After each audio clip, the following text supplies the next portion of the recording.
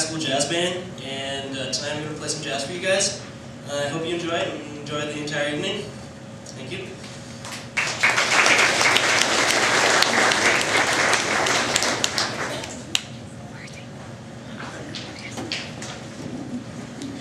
On a eu des ateliers pendant la journée, pour les étudiants, les étudiants ont pu arriver sur l'écriture de chansons, on a eu une discussion sur l'écriture en général, la présence sur scène, aussi une présentation sur...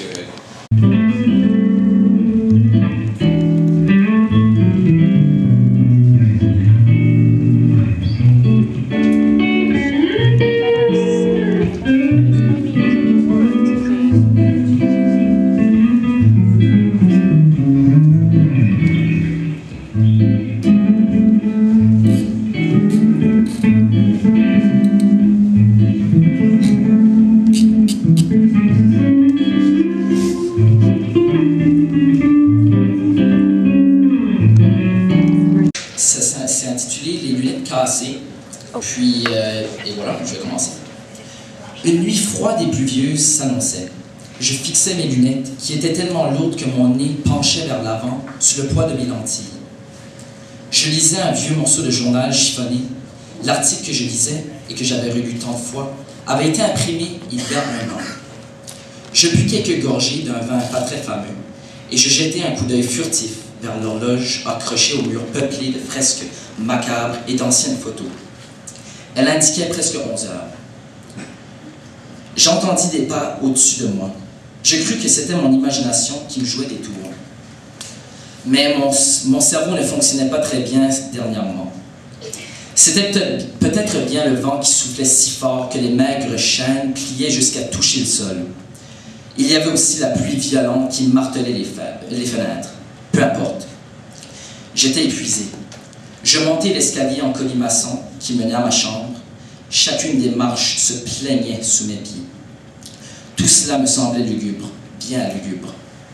Les lumières s'éteignirent au moment exact où je franchis le cadre de ma porte.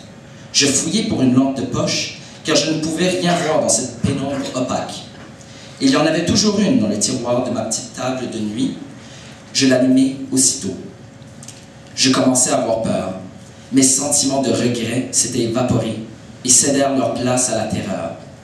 Un courant d'air froid me glaça le sang. Je voulus fermer la fenêtre dans la chambre, mais elle n'était pas ouverte. Que se passait-il? Je m'avançai vers la porte pour la fermer, mais je trébuchai sur le coin de mon lit. Je perdis mes lunettes et je palpais le plancher pour les retrouver.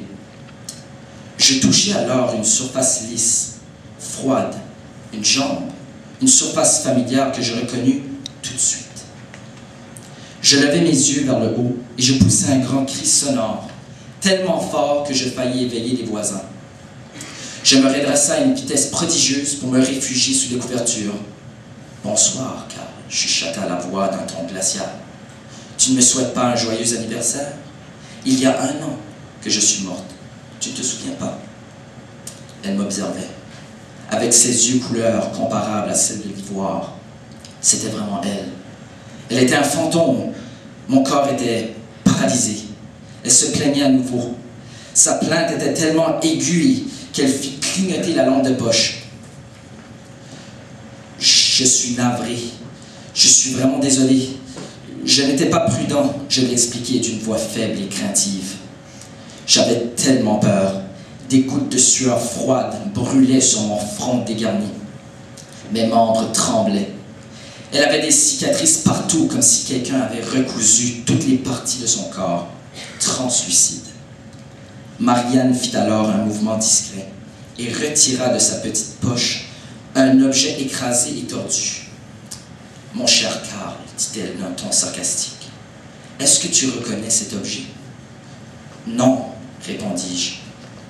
Ce sont tes lunettes, celles que tu ne portais pas lorsque tu conduisais, la nuit de l'accident. » Un sentiment de culpabilité s'empara de moi.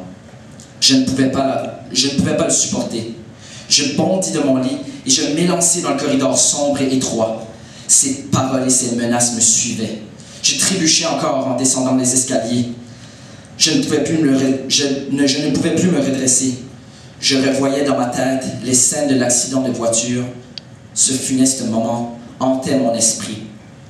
Je la revoyais lorsqu'elle était en santé et encore heureuse. La vision disparut. J'ai perdu connaissance. C'était un extrait d'un texte, donc c'était un extrait de mon texte que j'avais écrit il n'y a pas longtemps. Puis c'est un texte fantastique. Ma biographie n'est pas dans le petit calepin que vous avez reçu, mais c'est ça. Je me suis inspiré d'un auteur nommé Théophile Gautier. C'est de son recueil de nouvelles fantastiques intitulé La morte amoureuse. Et donc c'est comme ça que j'ai écrit ce texte-là. Parce que je pense que la voix, c'est une sorte d'instrument qui est vraiment mieux que de chanter avec beaucoup d'instruments à côté. Puis après, je vais continuer par un poème que j'ai fait dans mon cours de maths.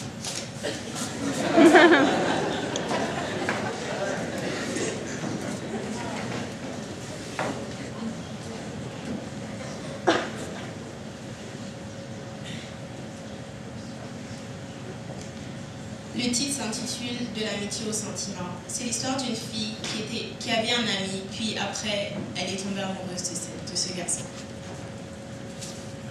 De l'amitié au sentiment, la frontière n'est pas si grande. Je t'ai apprécié avec le temps et je ne peux plus attendre. Pourquoi je suis comme ça? J'en ai marre, il faut que j'en parle. Tout l'amitié disparaît, je dois faire face à un amour secret. Mais j'ai déjà tout essayé, enfin je ne peux l'oublier. J'ai déjà tout essayé, je ne peux l'oublier. J'ai tout essayé. J'ai tout essayé. Oh, oh, oh, oh, oh. De l'amitié au sentiment, la frontière n'est pas si grande. Je t'ai apprécié avec le temps et je ne peux plus attendre. De l'amitié au sentiment, la frontière n'est pas si grande. Je t'ai apprécié avec le temps et je ne peux plus attendre. Donne-moi ton cœur et je le comblerai de bonheur. Je t'avoue que je t'aime comme dans le plus beau des poèmes.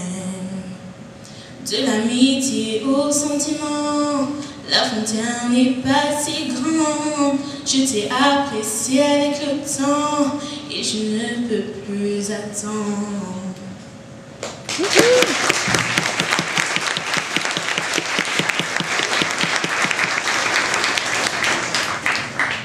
Je vais maintenant entamer ce fameux poème que j'ai fait au cours de maths. Le titre est « Le vampire et le puits enchanté ». C'est l'histoire d'une fille c'est un vampire en fait, et elle a rencontré un homme dans une forêt. Me voici derrière un arbre, derrière mon sourire vaniteux, toute raidie tel le marbre, attachant ma proie des yeux. Je m'avançais tout doucement, en sentant cette chaleur inouïe. Mon cœur battait lentement, pour ne pas faire trop de bruit. Je fus à 3 pas de cet homme. Cet homme se changea en grand puits. Un puits qui me rappela Rome, couverte par cette ardente pluie. Je me suis alors trop penchée, car cet homme était éloigné. Après cela, je fus troublée, car ce bel homme s'est envolé. L'obscurité m'a envahie, j'étais bien dans ses grands bras, et je fus soudain ébahie. Et oui, mon cœur s'énamoura. Jamais je n'aurais cru tomber, et là c'était la vérité. Comme une pièce, j'étais tombée dans ce long puits enchanté.